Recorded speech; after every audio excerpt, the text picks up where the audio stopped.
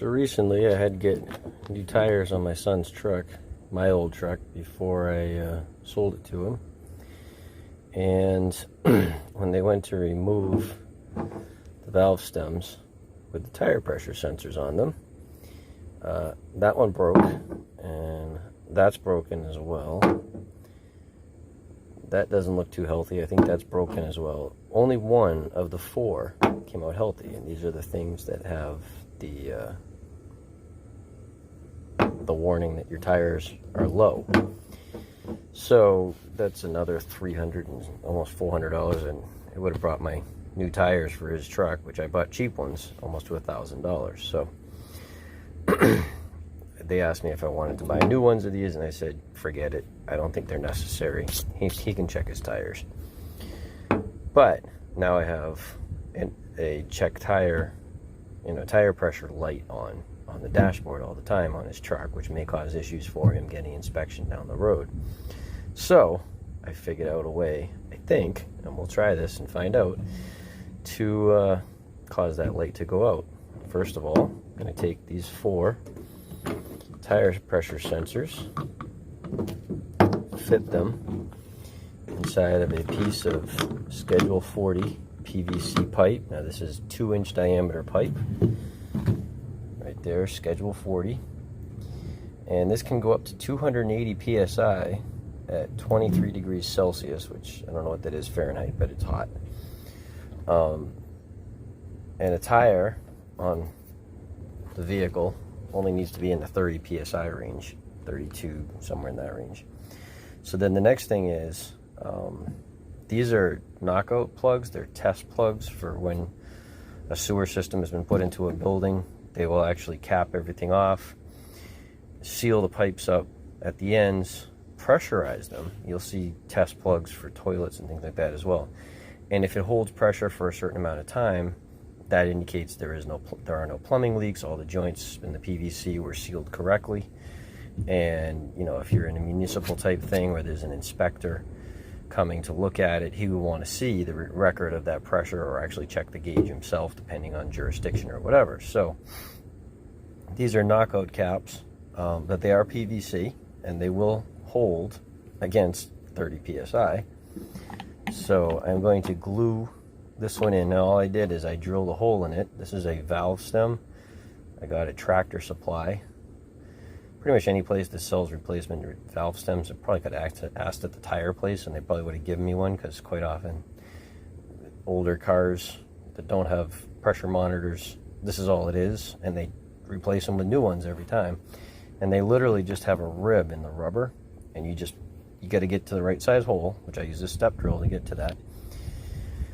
And then you just pull it in place, and there's a rib in the rubber that actually locks into that ring. And they had thicker caps, but these are designed for like a steel wheel, so it's not going to be very thick.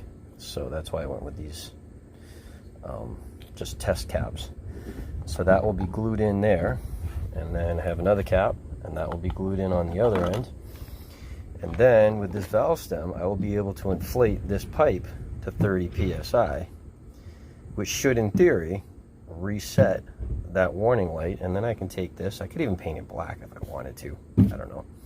And I'm just going to tie wrap it underneath one of his seats or something in the cab of his truck, or up under the hood somewhere.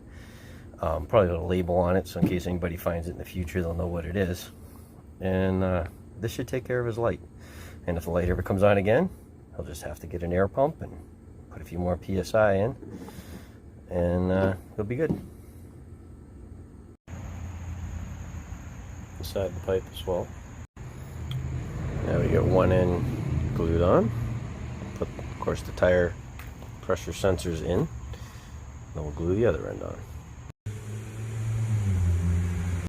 So now we'll give this a few minutes for the PVC cement to completely fuse the caps and the pipe all together.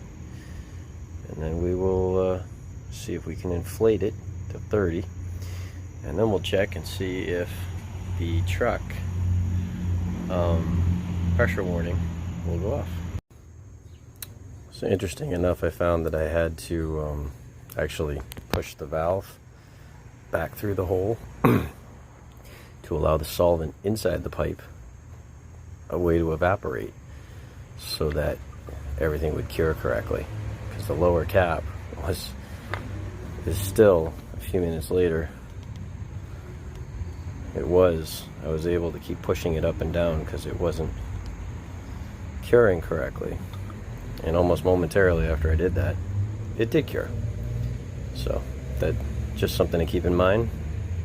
Put the cap through, but maybe don't pop it into the hole